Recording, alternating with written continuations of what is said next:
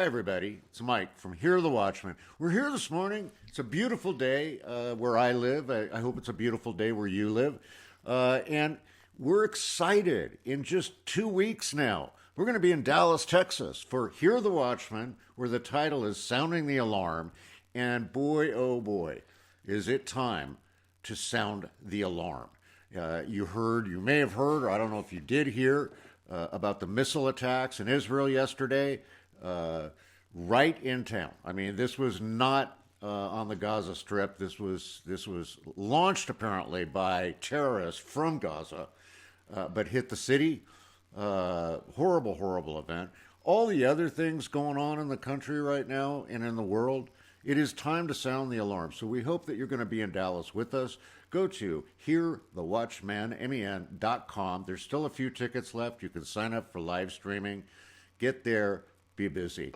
Today on the show, we have with us one of our featured speakers. I'm so excited to talk to him. He's going to be at Hear the Watchman. He's going to be talking about some interesting thing. It's none other than author Gary Wayne.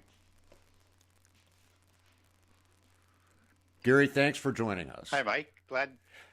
Yeah, nice to be with you and excited about the show coming up and very much look forward to meeting people there and answering questions and it's going to be a highlight on my schedule for this month. So yeah, I can't wait for it to come about. It's going to be a lot of fun, Gary. It's going to be a lot of fun. I know this is your first Hear the Watchman conference. Well, such a great lineup. Yeah.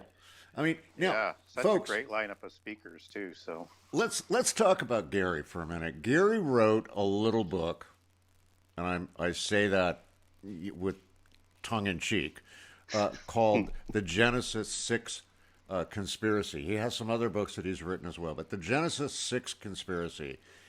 I think I don't have it. My wife is in the background here looking for our copy right now. It's not right here in the office. It's I'm not kidding you, folks. It's like this thick. It's an amazing book. Gary, how long did it take you to write that book?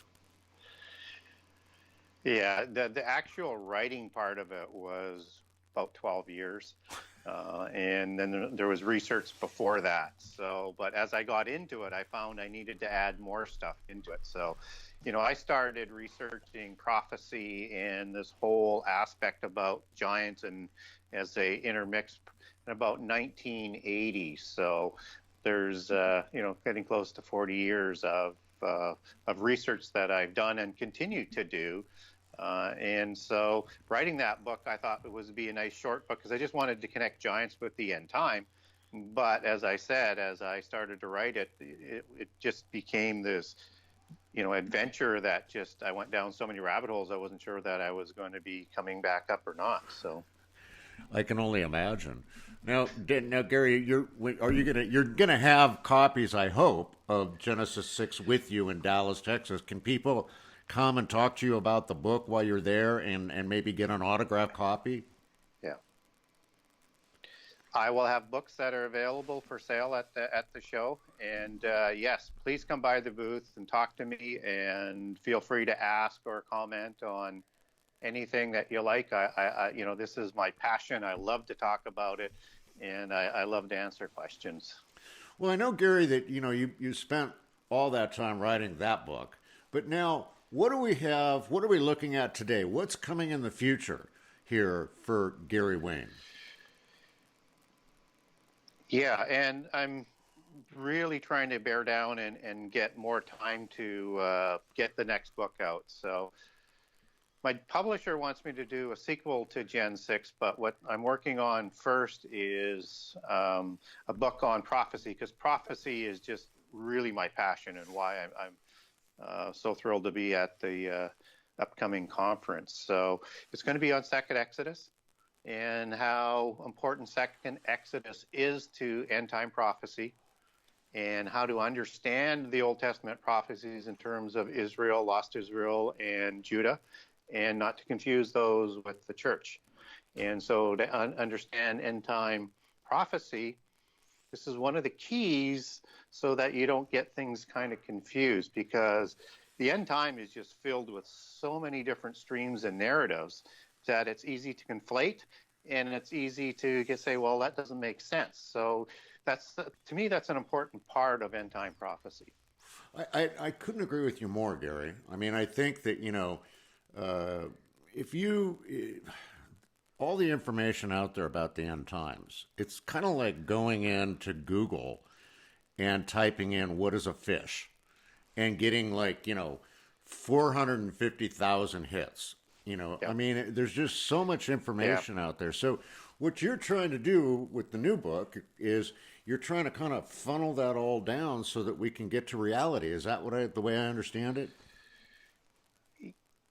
Yeah, and it's kind of part of sounding the alarm because, we want to be able to discern and help people and walk through what's coming in a way that we can help more people be saved, not be deceived. And so this is a piece of the puzzle that I think is not as clear as it should be in terms of our understanding. And I just would want to bring to the table a little bit more clarity on that, because I mean, most people aren't even aware that Jesus is coming back for more than just rapture and Armageddon. It is the second Exodus. And people don't understand, just as sort of a hint as to what I'm talking about, is how does Ezekiel 37 fit into end time prophecy? Well, it does. And in fact, as you get in, this is the narrative about the dry bones, the dead, dry bones coming back to life, all of Israel. And partway through that prophecy, it talks about second Exodus.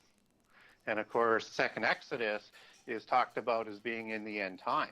So this is all part of what's going to be going on in the end time that I think we need to be aware of. So just a hint as to kind of what that's all about, and that this is going to be, make the first Exodus look small by comparison.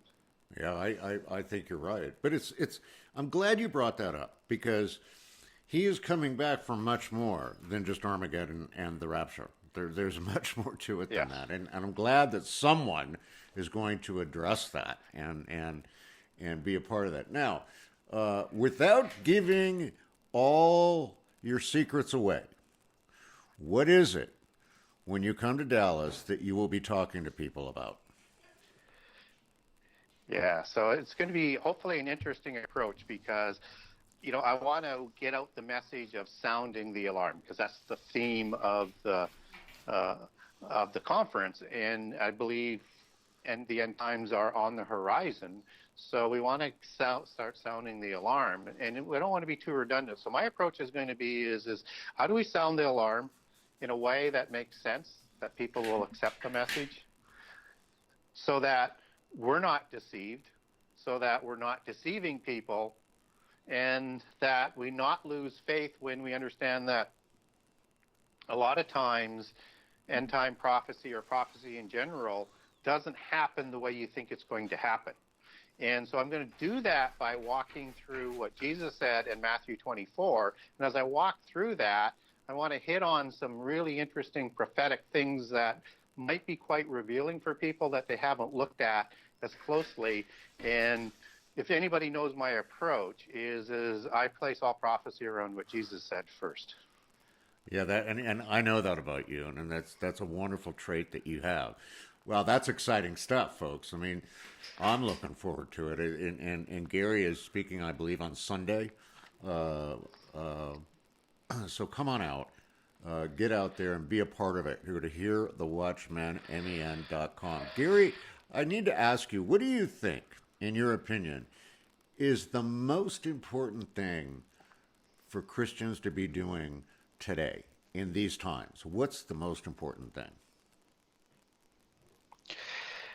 I think we need to be really looking inwards and then looking outwards. And what I mean by that is I think that as all of these events and turmoil is going to just increase with the birth pangs as we move forward, is that if we can't role model who we are, what we believe, and try and reflect God and our Messiah in our approach, then people aren't going to hear our message.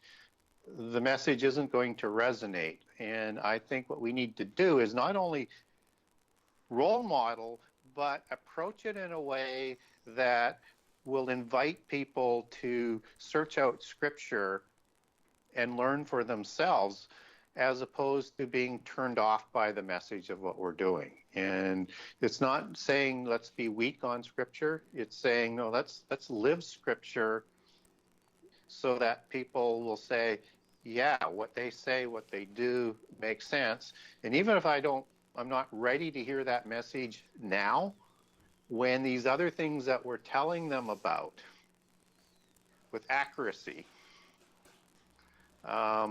it will resonate at that time. And because we know in the end time is that there will be people who are going to refuse the mark, right? So there's going to be people left at that point in time who are going to die for Jesus who weren't raptured. And so we need to save as many people as possible, hopefully before the mark, but certainly after the mark as well. So there's kind of a twofold sort of message. Let's help as many people as we can now understand the times, and then let's prepare them for later. Now, if they don't hear the message, Gary, none of us are date setters, so we're not folks that say this is all going to happen next year on March 28th. You know, that's right. not us, folks. We don't say that, but. Yep. But we do see things. Don't make dates. Yeah, but we do see things unfolding around the world. In Canada, for certain. Here in the States, absolutely. In England, oh, absolutely. And all over the world. Do you feel that our generation, that we're closer to whatever that date is than any other generation has been before? I do. I believe we're in the fig tree generation. And I think that we're not in the last 7 years. I think obviously right now, I know there's a lot of people out there saying that. There's still a lot of things that need to come together that have to be there to set up those last 7 years. For example, is we don't have a universal religion yet. We don't have a world government yet.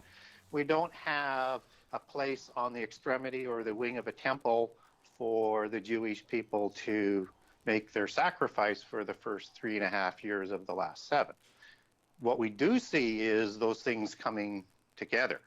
What we do know is those are significant hurdles to get over for the world for this to happen, which is why so many people say that can never happen. But we do see them putting those pieces in place. And what we also know is things can happen very, very quickly with catastrophes and unexpected events. Now, whether or not those catastrophes are contrived, or they're natural, or it's war, or it's economic collapse, or all of the above, if you get a domino effect of a few catastrophes, you can drive this thing together very, very quickly. I agree. I'm right there with you. Well, listen, Gary, I appreciate you spending the time with us today. Jeannie and I are so excited and looking forward to seeing you there in Dallas. I mean, we saw you the last time in Dallas at John B. Wells Conference, and we're just excited. Folks, Gary gives out an amazing presentation, so you don't want to miss it. Gary, have a wonderful day. God bless you. I'll see you in 2 weeks. Thank you. See you in 2 weeks. Well, folks, that's going to do it for this edition of the Watchman's Report. Get busy, get out there, go to hearthewatchman.com. Still, you can get there's a couple of tickets left. Go on there, come out if you can to Dallas, Texas, and be with all of us there. If you can't, avail yourself of the live stream platform. It's $49.99 today. Tonight, the price goes up to $59.99. Use the promotional code HTW20. Get yourself 20% off that stream and get yourself $20 off a physical ticket. As always, please remember, there's nothing you can't do with Jesus in your heart, except nothing at all. Get busy, get out there, activate your faith. We'll see you next time here on the Watchman's Report.